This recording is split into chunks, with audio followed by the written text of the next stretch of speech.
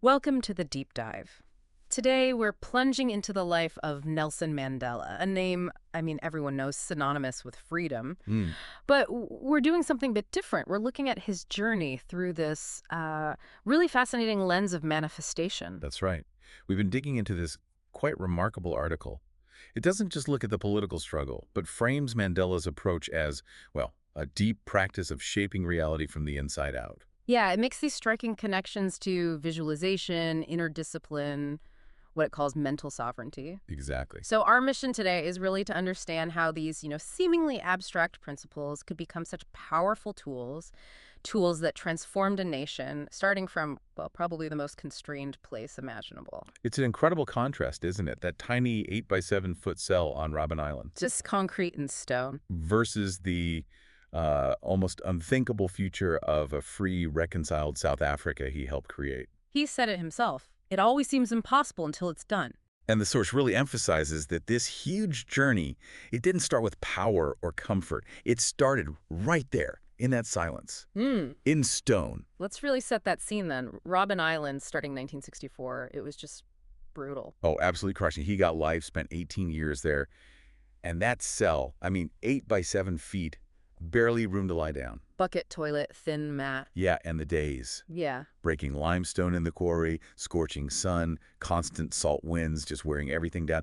The whole system, it was designed to dismantle him, to crush his spirit. Totally. Break his will. Exactly. And yet, right there, that's where the article says he made this pivotal choice, an act of inner freedom almost. Precisely. It's like they controlled everything external, his body, his food, his work, who he talked to, Everything. but not his mind. He made a conscious choice, a deliberate choice, to master his inner world no matter how awful the outside was. He wrote about it in Long Walk to Freedom, didn't he? He did. He said something like, "There were times I found myself in a vortex of despair, unable to imagine a future.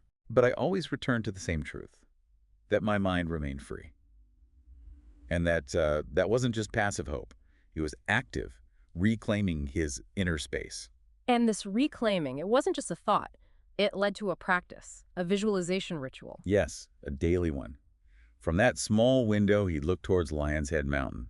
But he wasn't just, looking at it. He was anchored. An anchor for something much bigger. He'd vividly imagined walking free, feeling the sun. But the sun of freedom, not the quarry sun. He'd see children laughing in the townships freely, Yeah. a sound suppressed for so long. And crucially, he pictured himself standing before a nation. Not divided, but reconciled. Exactly. Yeah. Leading a unified South Africa, not seeking revenge, but reconciliation. The article really stresses this point, calling it rehearsal, not just hope or fantasy. That feels key. It's a very important distinction. Hope is sort of passive, wishing. Fantasy can be escape. What Mandela seems to have practiced was active mental rehearsal. Like an athlete visualizing the win. Very much so. He didn't just hope for freedom, he saw it. He felt it, heard it like it was already real. He wasn't begging for change. He was, in a way, believing it into being by living from that future inside his mind. It was not fantasizing, but embodying. Embodying the leader of a free nation, right there in his cell. Remember his other quote, "After climbing a great hill, one only finds that there are many more hills to climb." He was already climbing those next hills internally. Which leads to this idea the source calls mental sovereignty. It sounds like more than coping. It sounds profound, like a sacred practice. I think it was. The regime took his physical freedom, but they couldn't touch his consciousness. That inner space, his right to choose his thoughts, to imagine something different that was untouchable, his ultimate power.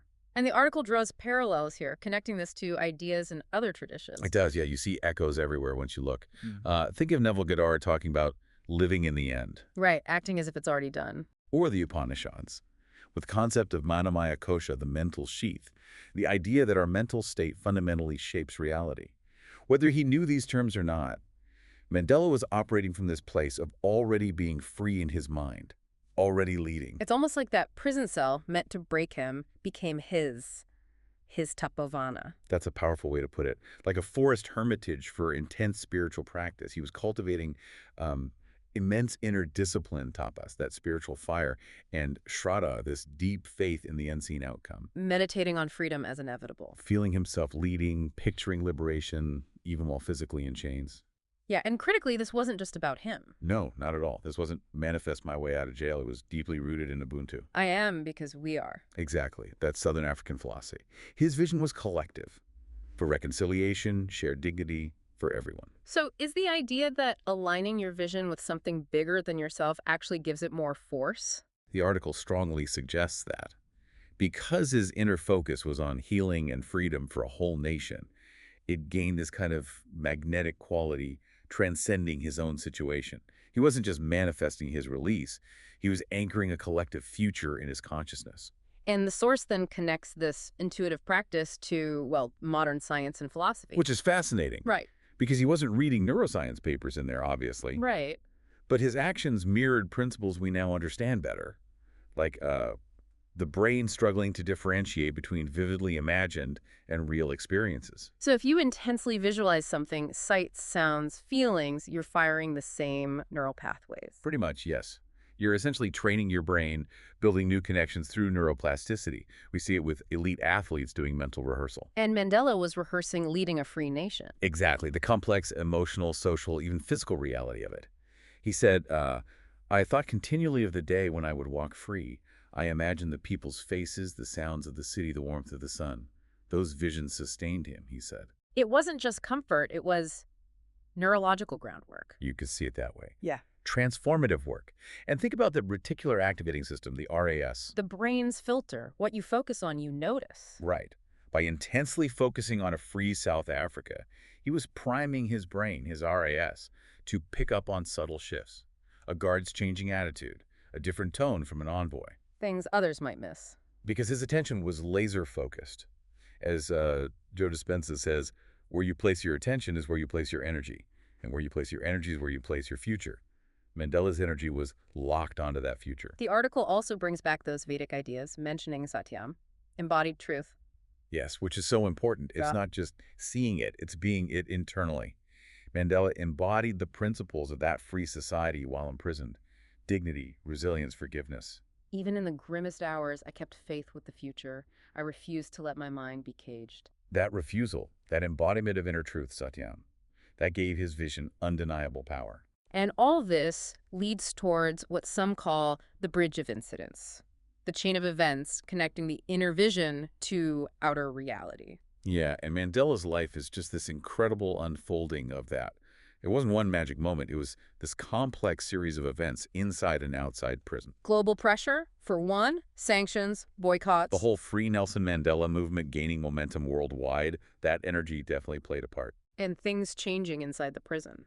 Yes, subtle shifts, guards showing respect, secret talks starting with government envoys, then bigger geopolitical shifts like the Berlin Wall falling. Changing the global game. Absolutely. Mhm. And Mandela's own steadfastness during negotiations, refusing conditional release. Always focused on the collective, not just himself. Exactly. All these threads weaving together, forming that bridge. Until February 11, 1990, walking out of Victor Verster prison. A moment that, as the article points out, must have felt incredibly familiar after being rehearsed mentally for decades. So the article boils this down to some core principles using his words. First, mental sovereignty. The bedrock. I realized they could take everything from me except my mind.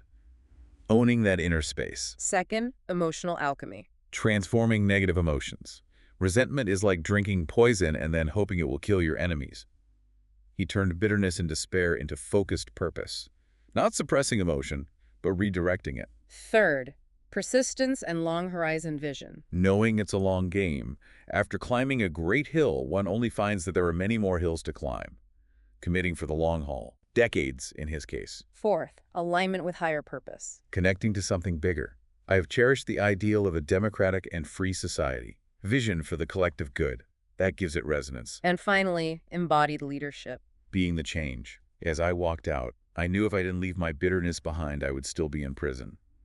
He became the future he envisioned, long before he walked free, leading from consciousness. So listening to all this makes you think, how does this apply to us, to you listening? We might not face Robben Island, but we all have our own constraints, our challenges. Absolutely. Where can you cultivate that mental sovereignty in your life? What future are you mentally rehearsing right now, amidst whatever you're facing? Is there a purpose beyond just yourself that could fuel your vision? Great questions. Mandela's story, Through this lens, it teaches us that manifestation isn't, some kind of magic wand. It's discipline. It's commitment to the inner world. It's a mastery. It's mastery, exactly. Freedom, abundance, transformation, Right. whatever that means for you. It's claimed first in consciousness. Your circumstances don't have to define you. Your mind is the primary realm of creation. So the call to action here is pretty profound. Hold your vision with reverence, not just as a wish. Cultivate that mental sovereignty fiercely. Protect that inner space. Practice that emotional alchemy, turn the tough stuff into fuel. Align with purpose. Yeah. And maybe, most powerfully, start becoming what you seek right Yep. now, where you are. Mandela's journey from that tiny cell is just this stark reminder. True freedom starts inside. The mind is never caged. Unless we allow it to be. So maybe the final thought to leave you with is this. Where might you be allowing your own mind to be caged? And what could freedom look like, feel like, if you chose differently right now?